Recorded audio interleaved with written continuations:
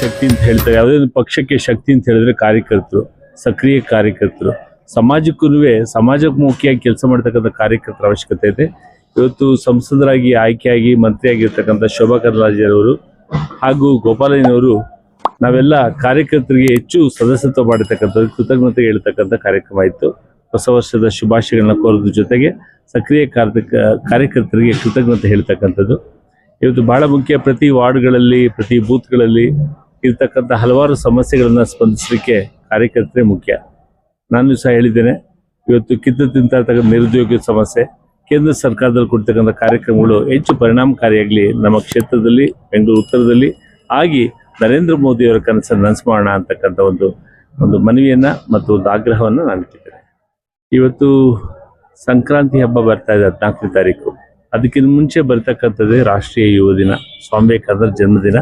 ನಮ್ಮ ಕ್ಷೇತ್ರದಲ್ಲಿ ಸುಂದರವಾದಂಥ ಬೃಹತ್ ಸ್ವಾಮಿ ವಿವೇಕಾನಂದ ಪುತ್ಥಳಿ ಅನಾವರಣಗೊಂಡು ಸುಮಾರು ನಾನು ಶಾಸಕನಾಗಿದ್ದಾಗ ಅನಾವರಣ ಮಾಡಿದ್ದು.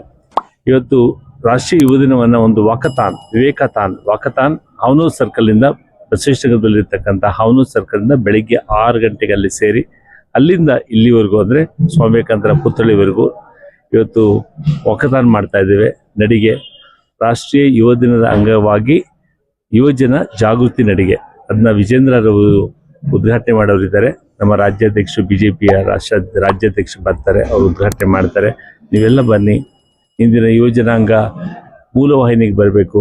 ಇವತ್ತು ಯುವಜನರ ಸುತ್ತ ಬೆಳೀತಾ ಇರ್ತಕ್ಕಂಥ ಕಳೆಗಳನ್ನು ಕಿತ್ತಾಕಬೇಕಾಗಿದೆ. ಯಾಕೆಂದರೆ ಬೆಂಗಳೂರು ನಗರದಲ್ಲಿ ನಶೆ ಹೆಚ್ಚಾಗ್ತಾ ಇದೆ.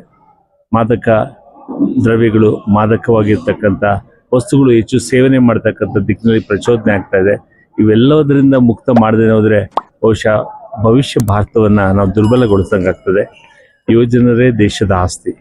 ಇವತ್ತು ಯುವಜನರನ್ನು ನಾವು ಆ ದಿಕ್ಕಿನಲ್ಲಿ ಕೊಂಡೊಯ್ಯಬೇಕಾದ್ರೆ ಇಂತಹ ಒಂದು ರಾಷ್ಟ್ರೀಯ ಯುವ ದಿನ ಸ್ವಾಮಿ ವಿವೇಕಾನಂದ ಸಂದೇಶವನ್ನು ಕೊಡೋದ್ರ ಜೊತೆಗೆ ಯುವಜನರನ್ನ ಕಿತ್ತು ತಿಂತಾ ಇರ್ತಕ್ಕಂಥ ಸಮಸ್ಯೆಗಳ ಬಗ್ಗೆ ನಾವು ಗಮನ ಹರಿಸುವ ಅಗತ್ಯತೆ ಇದೆ. ಬನ್ನಿ, ನೀವು ಹೆಜ್ಜೆ ಹಾಕಿ ತನ್ಮುಖೇನ ಯುವಜನರನ್ನ ಮತ್ತು ಸಮಾಜವನ್ನು ಮತ್ತು ಆಡಳಿತಾರೂಢ ವ್ಯವಸ್ಥೆಯನ್ನು ಜಾಗೃತಗೊಳಿಸೋಣ.